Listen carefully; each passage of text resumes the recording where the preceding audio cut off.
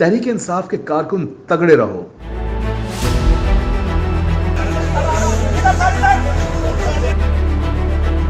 चौधरी परवेज इलाही का पेशी पर बड़ा पैगाम।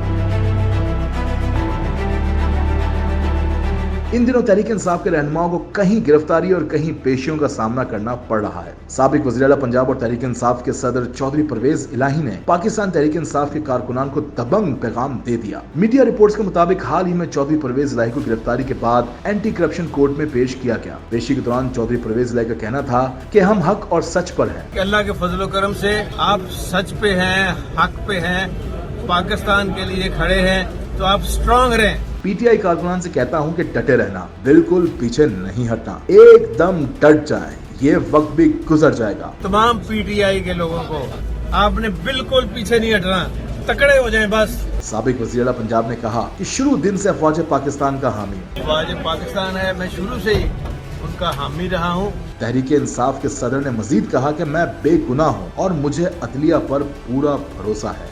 मैं बिल्कुल बेगुनाह हूँ और ये मैं बात कर रहा हूँ अल्लाह ताला को हाजिर नाज़र करके, और मुझे अपनी अदलिया पर भरोसा है।